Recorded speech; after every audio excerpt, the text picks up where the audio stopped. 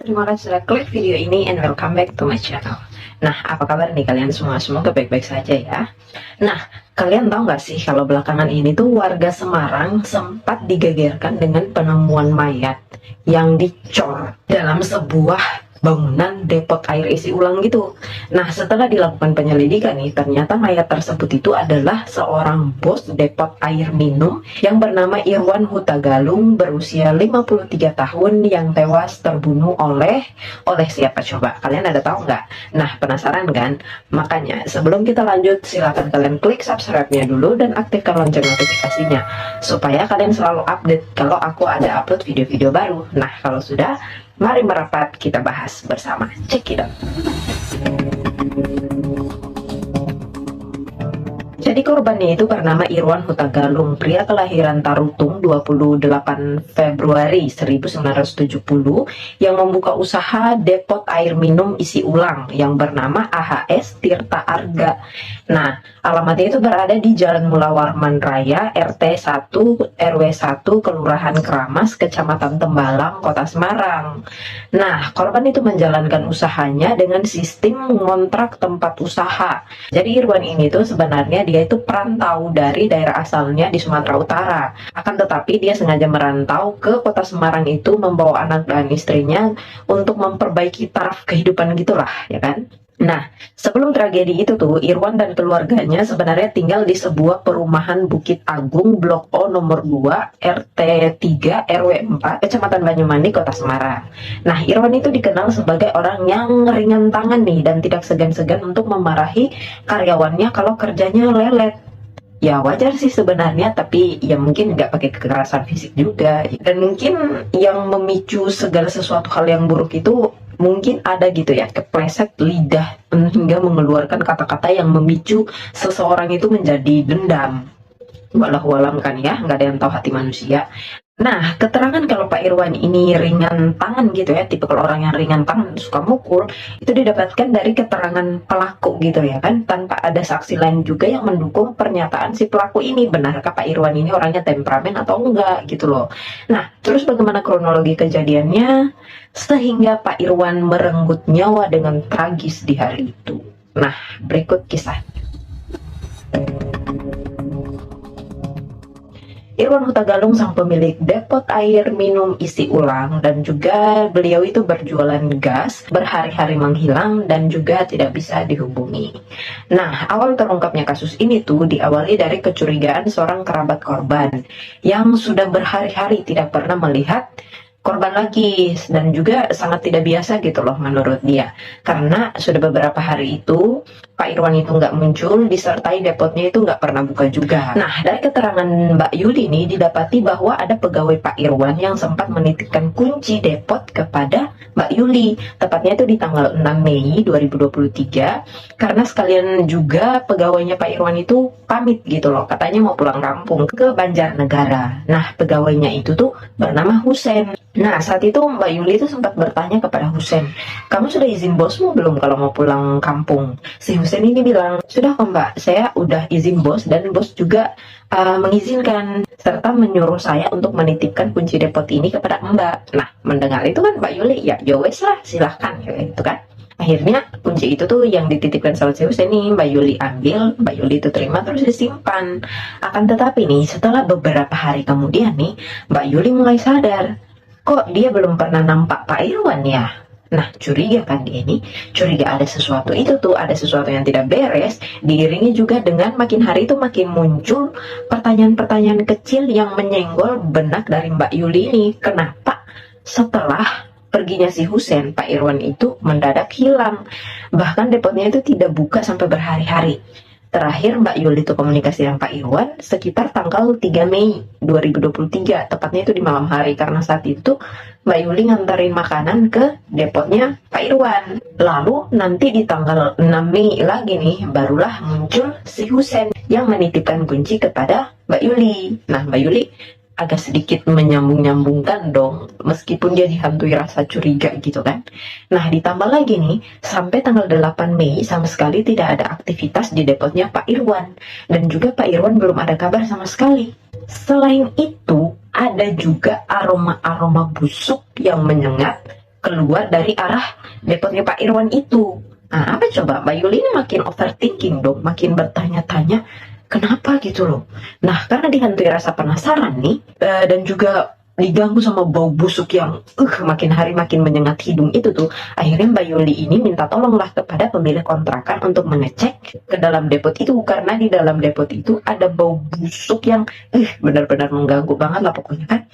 Nah, akhirnya si pemilik depot ini setuju kan, cuma kuncinya di mana nih? Tapi Mbak Yuli bilang kuncinya ada sama saya, dititipin sama pegawainya. Sudahlah, Mbak Yuli kasih ke pemilik kontrakan itu, terus dibuka lah itu kan depot kan, dibuka dan mengecek dari mana asal bau busuk itu. Setelah berhasil membuka pintu depot, Pak D alias pemilik kontrakan itu tuh masuklah ke dalam depot. Dia semakin jauh di dalam depot, baunya itu semakin menyengat. Nah, hingga saat memasuki lorong samping bagian depot itu tuh, tepatnya agak di sebagian-bagian selokan gitu tuh, lelaki yang dipanggil Pak D itu begitu terkejut ketika melihat ada sembulan bagian tubuh dari manusia tercor di samping bangunan itu alias di selokan. Jadi anggota tubuhnya itu agak menyembul sedikit gitu loh kan. Nah, saat itu tuh Pak D benar-benar ketakutan dan dia sampai lari keluar depot dengan wajah yang pucat dan juga lutut yang gemetar karena kaget dan shock gitu loh, melihat ada tubuh manusia yang ternyata dicor di selokan samping kontrakannya itu. Gimana coba kalau kalian juga ada di posisinya Pak D? Dari kali lah weh. Nah, atas temuan Pak D dan juga Mbak Yuli ini nih, akhirnya dilaporkanlah pada pihak kepolisian. Yakin nih pembunuhan nih, ya kan? Nah, laporlah kan mereka sama polisi. Setelah mendapatkan laporan, pihak kepolisian itu langsung menuju TKP dan melakukan investigasi serta evakuasi korban dan juga mencari siapa dalang pembunuhan sadis tersebut. Setelah melapor polisi itu, kenyataan nggak bisa berbohong. Yang tercor di dalam selokan itu ternyata Pak Irwan yang belakangan ini dicari-cari dan nggak pernah muncul. Nah loh, kok jadi gini? Yang dari awalnya itu dipikir cuma bau bangkai hewan, ternyata malah jenazah Pak Irwan di sana. Nah, siapa coba pelakunya ini kira-kira? Tentu saja nih, kecurigaan hanya tertuju pada satu orang, yaitu si Husen, pegawai dari Pak Irwan ini. Soalnya dia kan yang terakhir beraktivitas di depot itu. Sambil proses evakuasi tetap berjalan nih, polisi juga melakukan pengejaran terhadap diduga pelaku karena melarikan diri ke Banjarnegara itu kan, karena katanya izin pulang kampung ke Banjarnegara. Akan tetapi ini tidak membutuhkan waktu yang lama, polisi itu langsung meringkus tersangka ini di rumah temannya yang ada di Banjarnegara itu. Kebetulan rumah itu rumah kosong, soalnya temannya lagi luar kota gitu loh. Untung aja temannya nggak ikut-ikutan. Dan kebetulan juga nih temannya nggak tahu kalau si Irwan ini habis melakukan suatu pembunuhan. Kalau enggak, kalau si temannya ini tahu kalau si Irwan ini baru aja mengisdetkan orang, terus dia masih berani tampung, siap-siap lah ikutan keseret-seret gitu. Untung temannya nggak tahu apa-apa. Nah, sekarang pertanyaannya, kok bisa gitu loh si Husen bisa berbuat kayak gitu kepada bosnya sendiri gitu loh. Langsung saja kita masuk ke kronologinya. Cek.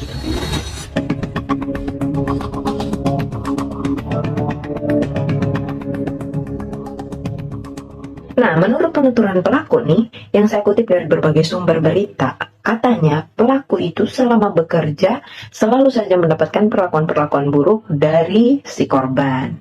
Soalnya Pak Irwan ini nih katanya suka memarahi dan juga memukul si pelaku ini. Ini menurut keterangan pelaku ya. Makanya pelaku itu sampai nekat merencanakan pembunuhan terhadap majikannya itu. Nggak sampai dibunuh juga kali. Nah, Muhammad Husen yang ternyata sudah merencanakan aksinya itu 4 hari sebelum peristiwa, berarti tepatnya di tanggal 1 Mei ya, Husen sudah mulai menyusun rencana untuk men-shoot down majikannya ini. Nah, karena sambil menunggu juga waktu yang tepat nih, nanti 4 hari kemudian itu, tepatnya di tanggal 4 Mei, barulah ada kesempatan dan langsung dieksekusi sama si Husen ini. Ngeri kali ya. Nah, terus gimana coba cara eksekusinya si Husen ini? Jadi ceritanya gini nih, hari itu tuh tepatnya di hari Kamis malam Jumat, Nah, sekitar jam 9 ke atas gitulah kan, selepas bekerja Husen itu sengaja menunggu bosnya tertidur lelap dulu di depot itu. Nah, karena bosnya itu udah biasa ya tidur di depot itu. Nah, setelah memastikan bosnya itu tidur nih beberapa menit kemudian, si Husen ini melihat lagi nih, si bosnya udah tidur apa belum ya. Nah, untuk memastikan nih, Husen ini mendekati Pak Irwan. Dia pastiin dulu nih, bosnya udah tidur lelap atau belum. Ternyata tuh saat itu si Pak Irwan ini udah tidur, udah lelap dia. Nah, karena yakin bosnya ini udah tidur dan udah terlelap banget gitu loh, si Husen ini langsung saja menjalankan aksinya. Nah, langkah pertama nih yang dilakukan sama Husen ini nih, saat itu dia mengambil linggis lalu menusukkannya ke pipi kanan korban. Setelah tusuk kanan, dia tusuk lagi tuh pipi kirinya. Pokoknya dibuat cipika-cipiki lah linggis sama pipinya Pak Irwan itu. Nah, setelah menusuk pipinya itu tuh, si Husein ini bilang nih di depan media, katanya setelah saya tusuk pipi kanannya, saya tusuk pipi kirinya. Setelah itu saya tinggal ke angkringan, saya ngopi-ngopi dulu di sana. Saya ikut kali ya, mana santai kali lagi diwawancara. Nah, di angkringan itu tuh tempat tongkrongannya ini nih ada di sebelahnya depotnya Pak Irwan ini. Nah, di sana itu tuh Husein nongki sampai jam 4 subuh. Nah, selama di angkringan itu tuh Husein ini sambil minum-minum sambil bercerita juga ke pemilik angkringan kalau dia habis membunuh bosnya. Tapi karena pemilik angkringannya ini nggak terlalu ngerespon ya, mungkin dikira bercanda gitu loh kan. Nah, akhirnya dibiarin cerita gitu aja lah si Husein ini kan, didengar-dengerin aja sampai jam 4 subuh itu si Husein ini pamit kan dari angkringan itu, dia balik lagi ke depot. Katanya sih mau lanjut eksekusi bosnya ini gitu loh.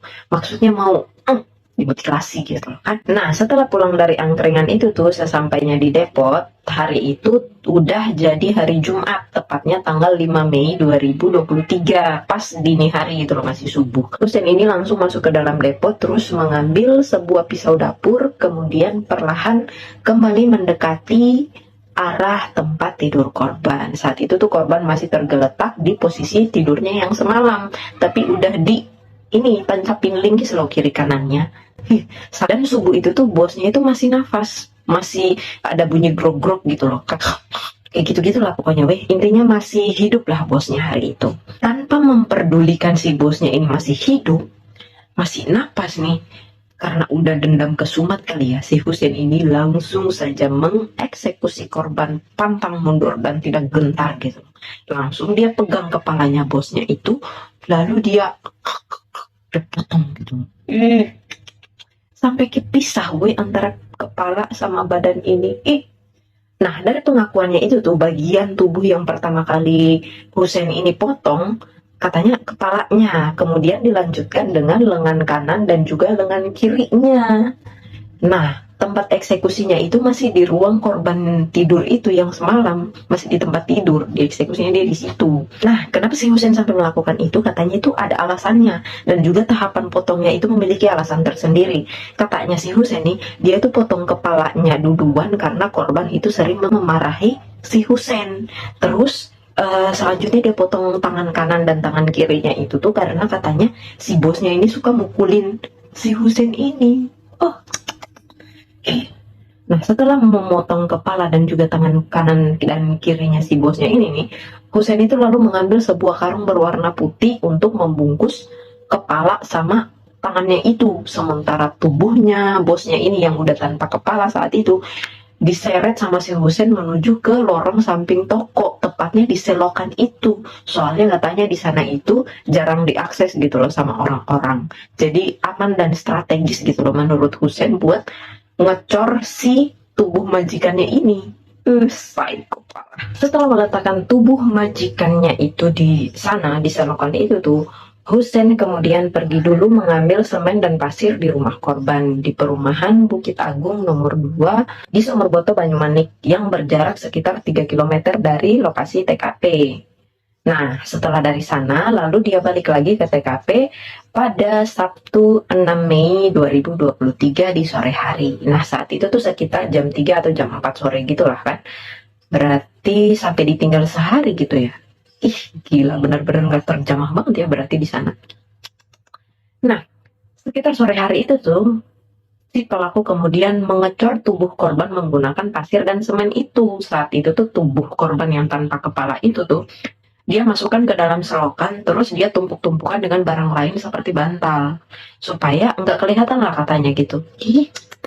Nah sementara itu tuh bagian kepala dan juga lengan dia nggak tanam, soalnya katanya nggak muat gitu loh di dalam selokan. Jadi si tubuhnya majikannya ini doang yang dia cor di dalam selokan itu, sementara kepala sama lengannya itu dia cuma baluri pakai semen dan pasir, soalnya katanya nggak muat di dalam selokan. Setelah dirasa semuanya udah beres, si pelaku ini kemudian mengambil sejumlah barang bukti seperti karpet yang ada noda darahnya, tas dan juga dompet korban dibuang gitu loh, dibuang nih sama si Husein ini. Bener-bener. Nah, sedangkan duit korban yang sebanyak 7 juta rupiah nih yang ada di dompetnya korban dikantongin sama si Husein, dijadiin hak paten gitu loh, hak milik. Gila, bener-bener ngeri coy.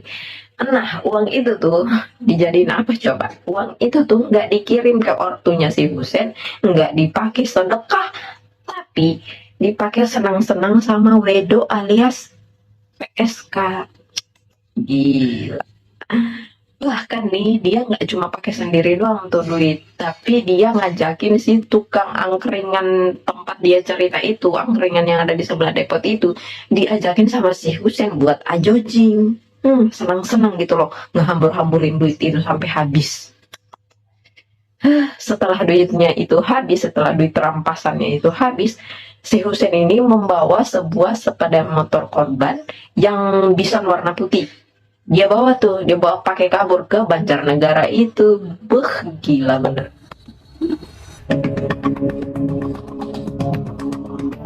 Nah, si Husein itu mengungkap alasan membunuh itu karena terlalu sakit hati, sering dimaki dan juga dipukuli sama korban. Benar apa enggak wallahualam ya. Nah, menurut pengakuannya pelaku juga nih, pemicu dia dipukuli oleh korban itu karena ada kesalahan kecil gitu loh, seperti salah pesanan jumlah galon ataupun juga ada kerusakan mesin galon. Si Husein ini katanya pasti digebukin sama si korban, nggak cuma digebukin doang tapi sampai dimaki-maki juga. Gila, menurutnya si Husein ini nih ya wajar lah kalau dia masih melakukan kesalahan kecil gitu loh, karena dia juga kerja baru 1 bulan. Aduh, apapun itu sebenarnya nggak jadi alasan ya buat si Husein merampas nyawa bosnya itu. Menurutnya si Husein nih, saat dia melakukan kesalahan itu dia selalu kena maki, kena hantam, kena pukul di dada sampai pelipisnya juga itu lebam-lebam lah katanya. Memang katanya menurutnya si Husein nih, bosnya itu memang ringan tangan gitu loh, sama pekerja yang baru 1 bulan kerja aja saat melakukan kesalahan udah langsung digebukin. Nah, masih menurut pengakuannya Husein nih, katanya tindak pemukulan itu tuh semakin sering dia lakukan setelah 2 minggu bekerja di tempat itu. Nah, soalnya si Husein ini kan memang kerjanya baru 1 bulan, tapi awal-awal itu masih baik-baik saja. Saat melakukan kesalahan pertama, si Husein itu langsung kena tonjok di bagian mata, pelipis, sama dada. Nah, paling parahnya lagi nih katanya si Husein, saat si Husein itu masih kerja 2 minggu, baru 2 minggu kerja di depot itu, si Husein melakukan kesalahan salah jumlah pesanan galon, langsung ditonjok lagi tuh sama si bosnya. Pokoknya mulai dari 2 minggu kerja itu sampai selama sebulan itu tuh si Husein ini kerja, si bosnya itu kerap melakukan tindakan kekerasan kepada Husein. Itulah yang memicu dendamnya si Husein ini dan akhirnya merencanakan pembunuhan terhadap majikan itu. Hal itu dia lakukan soalnya dia merasa kecewa gitu loh, dan salah menilai si Pak Irwan ini. Soalnya sebelumnya itu kan Husein kenal sama Pak Irwan itu, awalnya tuh Pak Irwan kelihatan orangnya tuh baik-baik aja gitu loh. Sebelum Husein kerja sama Pak Irwan di depot itu tuh, Husein itu kan kerja di Burjo di Warmindo dekat lokasi TKP itu. Nah, di saat itu pelaku itu mengenal korban karena biasa suplai galon dan juga gas di tempat kerjanya si Husein yang lama. Hingga pas masuk awal Ramadan, Husein itu diajakin gabung ke depotnya si korban ini, diajak sama si korban langsung. Katanya, Husein, kamu kerja aja di depot. Nah, akhirnya si Husein ini berani keluar dari kerjaan di Warmindo itu, lalu masuk ke usahanya korban. Tapi setelah mendapatkan perlakuan buruk itu dari Pak Irwan, si Husein itu jadi merasa menyesal gitu loh, udah masuk ke depot itu. Si Husein itu merasa kayak kayak gimana ya, kayak kesal, jengkel gitu loh. Ternyata dia telah salah menilai Pak Irwan yang selama ini dia anggapnya baik, ternyata jahat. Nah, kalau kita orang normal biasanya nih, kalau udah nggak betah kerja, ya kalau memang selalu mendapatkan hal-hal yang kita tidak inginkan, ya mendingan kita kabur aja gitu loh. Tapi menurut pengakuannya si Husein ini, katanya kenapa dia sampai memutuskan untuk membunuh korban itu tuh, soalnya si Husein ini sempat berencana buat kabur dari tempat kerjanya itu, tapi saat itu diancam sama si bosnya ini bakalan dibunuh kalau dia keluar. Akhirnya si Husein ya terpaksa bertahan dulu di situ. Ini menurut pengakuannya si Husein ya, katanya daripada saya keluar terus saya bakalan dibunuh sama si bos, mendingan saya bertahan dulu terus saya menyusun rencana buat membunuh si bos. Soalnya posisinya antara terbunuh atau dibunuh. Kayak apa ya? Kayak macam film kurasa. Akhirnya setelah melakukan aksi pembunuhan itu tuh, si Husein ini lari tuh ke Banjarnegara. Sebelumnya udah menghabiskan dulu tuh uangnya si Pak Irwan itu yang sebanyak 7 juta itu udah dihabisin dulu. Terus dia lari tuh ke Banjarnegara sambil bawa motor Yamaha Bisonnya Pak Irwan itu. Kenapa dia nggak langsung nyerahin diri ke polisi? Soalnya katanya Irwan, biar polisi itu ada kerjaan, biar polisinya kerja. Dikiranya polisi selama ini ongkang-ongkang kaki doang apa ya? Nggak banyak kasus gitu loh. Ya Allah, Husein. Akan tetapi nih, si Husein ini nih nggak butuh waktu lama, akhirnya diringkus tuh sama kepolisian. Dan di dalam sesi wawancara nih, si Husein ini mengaku nggak menyesal sama sekali sudah membunuh korban. Bahkan dia merasa puas sebab dia sudah menuntaskan dendam kesumatnya terhadap korban. Si Husein bilang katanya, saya tuh sering dipukuli, saya sering dimarahi sama korban, makanya saya tuh sama sekali nggak menyesal dan saya sudah siap dihukum. Gila, dengan tegasnya dan jelasnya Husein ngomong kayak gitu tuh di depan media.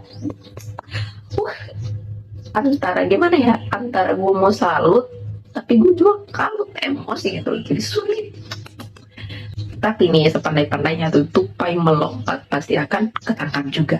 Karena sikap pare-arenya itu tuh si Husein ini jadi dihadiahi timah panas sama polisi. Kan tadi tuh si Husein bilang katanya dia nggak mau langsung nyerahin diri ke polisi soalnya biar polisinya kerja. Nah karena itu tuh si Husein ini akhirnya dihadiahi timah panas. Karena pada saat penangkapan juga mungkin berusaha kabur gitu ya kan. Pare-arenya orang. Aduh, akhirnya gara-gara tindakannya si Husein itu tuh, dia itu terancam dihukum 20 tahun penjara karena telah melakukan pembunuhan berencana. Aduh, ya ampun, Husein.